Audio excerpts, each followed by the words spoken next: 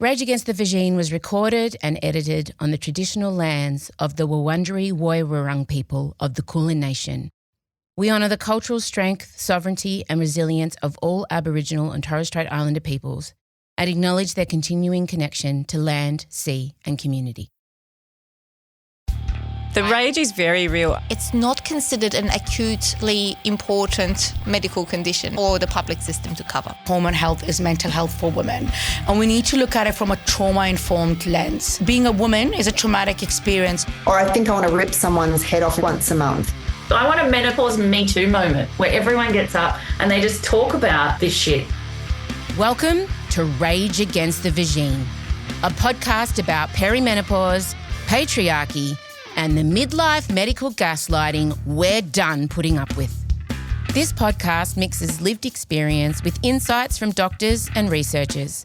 We're here to explore the gaps between what science knows and what we feel. Just a heads up, there's strong language ahead. The swearing's not for shock value, it's because when your body's going rogue and no one's talking about it, sometimes heck just doesn't cut it.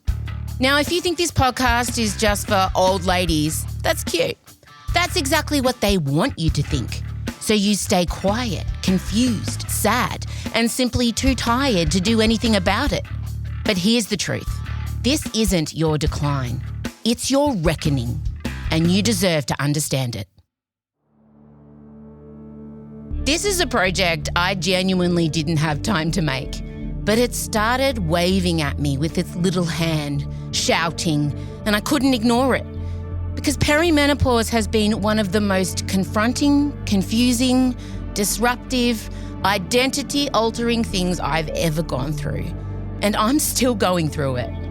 Every day I hear from women and AFAB people who feel the same. Anxious, flattened, foggy, furious, frightened, not knowing what's happening to their bodies or who the hell they are anymore. I am quite literally here today because I had a GP who actually cared and referred me to a life-saving endocrinologist who's helping me sort out this hormonal hellscape. And yes, if you're playing Rage Against the Vagine bingo, hormonal hellscape may come up more than once. I got some of the help I needed, but I know so many don't.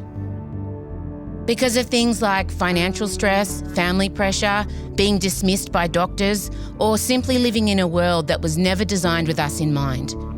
Medical research is still built on the default male body, but we are not tiny men. And the misdiagnosis, medical gaslighting, and sheer lack of awareness around perimenopause, it's outrageous. So I made this podcast for two key reasons. One, to help you feel heard, to give you a sense of community, and ultimately, so you know that you're neither crazy or alone. Number two, to use my platform to give you access to some of the best minds in the game. Because you deserve answers, you deserve context, and you deserve hope, and the beginnings of a plan that works for you.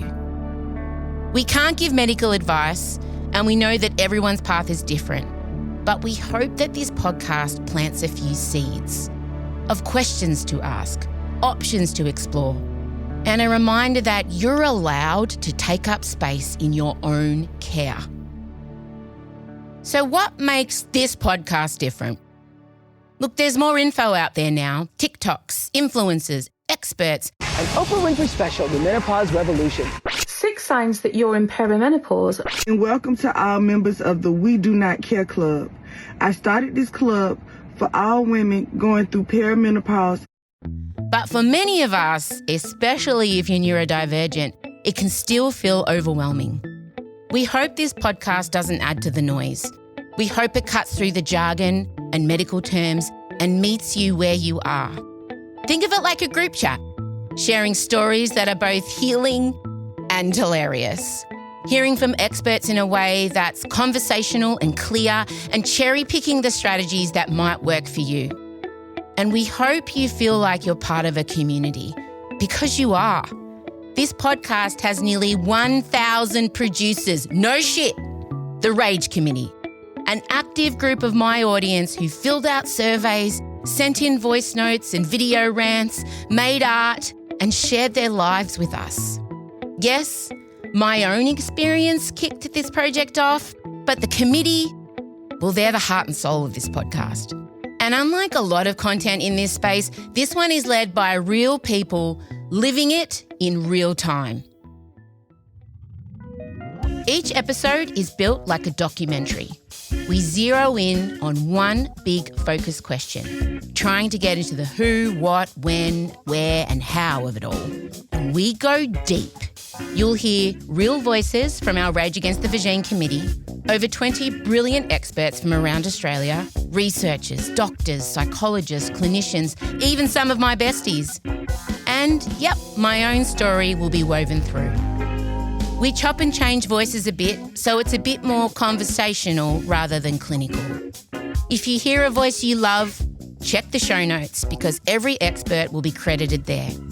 Follow them, learn from them. They showed up with so much time, care and heart, and we are so grateful to them. Here's how the series will unfold. There'll be 5 big questions plus one statement that will kick us off for Ep 1, entitled, "You Are Not F***ing Alone." That will cover off the truth about women and AFAB people and what they're really going through with perimenopause. Episode 2, what the f*** is perimenopause? We'll cover the science, the symptoms, and why it's still so misunderstood. Ep 3, why the f*** didn't anyone tell us? The systemic silence, the shame, and the missing research, education, and care will be covered. Episode 4, why the f*** don't I feel like me anymore? We'll talk about identity, mental health, grief, rage, relationships, and reinvention. Episode 5, how the f*** do I get help? In this episode, we'll talk about navigating the medical system, misdiagnosis, and finding your team and strategies. And number 6, how do we fix the f***ing systems? We talk about what's broken, what's changing, and how we rise together. So if you hear something that hits, send it. Share it with your friends still in denial. Share it with your mum, especially if you're trying to heal wounds from her white-knuckling through menopause in silence. Share it with your partner, your boss, your teenage kids, anyone who needs to understand what this actually means. Because the more of us who get it, the louder we get and the harder we are to ignore. The menopause rage is real. Brain fog is horrendous. I don't even remember what day of the week it is most of the time. Overall, it's pretty shitty and I'm a bit over it. 100% give zero fucks about what people think. I'm tired. I'm so tired. But with that, I'm also angry and ragey and ready to roar at the world. Yes, it's hard. Yes, it'll bring you to your knees. But here's what I learned from women I spoke to who were out the other side. Perimenopause can be a reset, a pathway to a life with less bullshit and more clarity. Sometimes the universe bulldozes your life and it feels cruel. But maybe it's just clearing the weeds so you can finally grow the good shit. And if you can remember that, even in the thick of it, on your worst days, if you can ask yourself, what is this making way for? What am I letting go of that no longer serves me? Then the chaos can become a springboard, back to yourself and forward to who you really want to be. From the incredible people who filled out the Rage Against the Vagine committee survey, who showed up with stories, honesty, heartbreak, and humour. You told us what mattered. You were medically dismissed. You were furious no one warned you.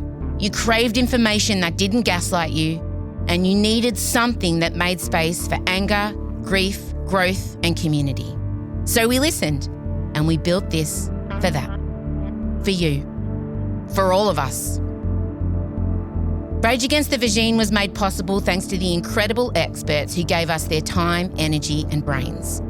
To Wotif, who proudly came on board to help women and AFAB people find their peace and protect their time.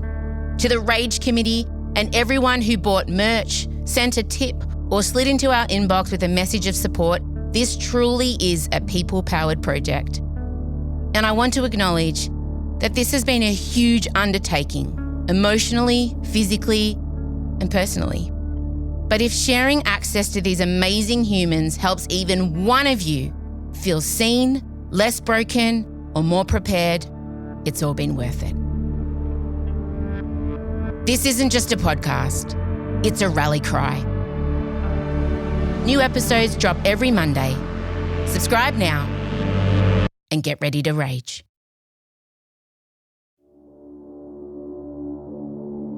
I've been a chronic people pleaser for a big chunk of my life, and it has not served me well. And so in this particular phase of life where less fucks are given, I find it quite liberating. I've always been anxious, but I'd never had so much anxiety in my life. I felt like dementia was setting in. Everyone thinks it's just them. God forbid I'm not managing, I'm not coping, because we've been told time and time again that you must, and that there's no other way to do it. If you're not coping, you're failing. I think me having a slight resistance to saying, yes, I'm in perimenopause, would not be surprised if the real nub of that was internalised misogyny. Because what the fuck isn't in our society? Sometimes I just leave my body and I watch the way I'm behaving or feeling, and I can't control it. Mother Nature doesn't hate our guts. There's a reason behind it as to why it's happening. And I think this is why menopausal health has had such a revolution so quickly, because it's a group of women who can be easily empowered, who are sick of being told, shut up and deal with it. Like from the very first time they get their period, they're like, shh, have a tampon, don't talk to me about it ever again. And now there's these women who are like, you know what, I want to talk about it. I'm sick of it. I'm not going to go around everybody to make them happy. I've had enough.